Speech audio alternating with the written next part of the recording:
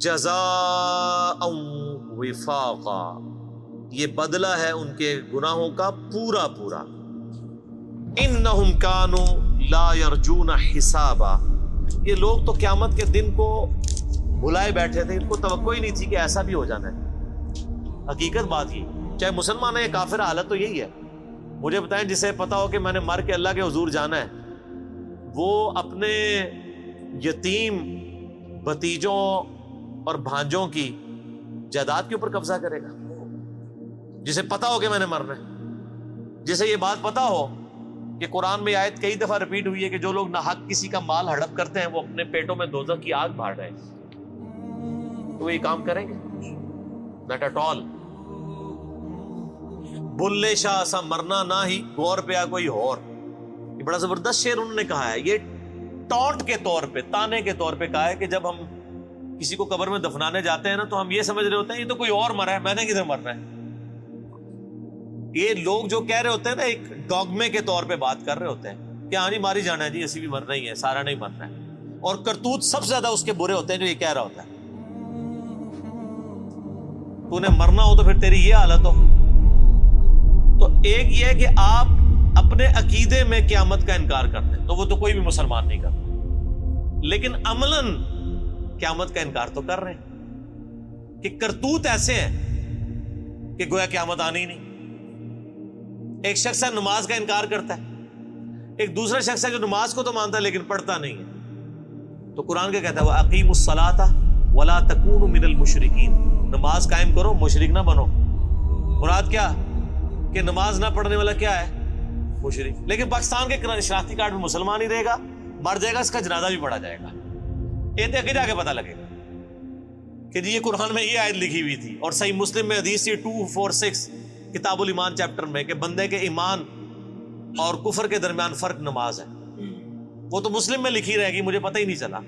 وہ تو ترمذی میں لکھی رہے گی حدیث کے جس نے جان بوجھ کے ایک نماز بھی چھوڑ دی اس نے کفر کیا، وہ تو لکھی رہ گئی.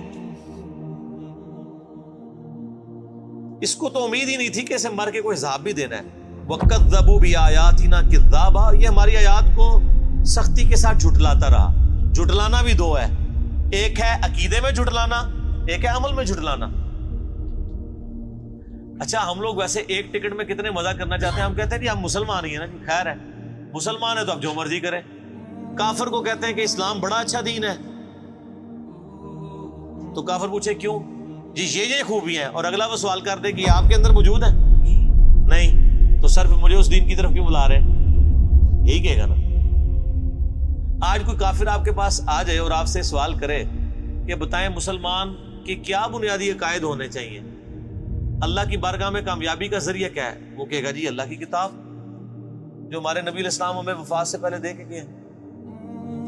اور اگلا سوال وہ یہ کر دے کہ آپ نے خود بھی یہ کتاب پڑھ کے اپنے عقیدے رکھے ہوئے ہیں، تو آپ کہیں نہیں میں نے تو آج تک نہیں پڑھی یہ کتاب ترجمے سے، تو آپ کافر کو کیا دعوت دیں گے؟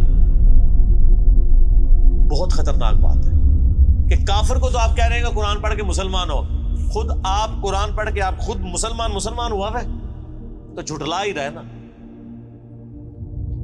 اپنے عمل سے تو جھٹلا رہے. عقیدے میں بے شک مانتا رہے، عقیدے میں تو کافر بھی مانتا ہے کہ قرآن ایک کتاب ہے جو ایک پیغمبر پہ نازل ہوئی ہے. وہ کہتے ہیں ہم اس پیغمبر کو نہیں مانتے، کتاب تو وہ بھی مان رہے ہیں. فرق تو کوئی نہ رہ گیا. بلکہ اگر آپ مجھ سے کریٹیکلی پوچھیں تو میں کہتا ہوں جو کلمہ پڑھنے والا ہے وہ بڑا مجرم ہے. اس کی مثال تو اس شخص کی سی ہے جو دریا کے کنارے پیاسا رہ جائے. مجھے بتائیں ایک بندہ ریگستان میں پیاسا مر جائے، اس کو پہ آپ کو زیادہ ترس آئے گا یا اس شخص پہ جو دریا کے کنارے پیاسا مر جائے اس پہ زیادہ ترس آئے گا کہ یار یہ تو پانی تک پہنچ سکتا تھا.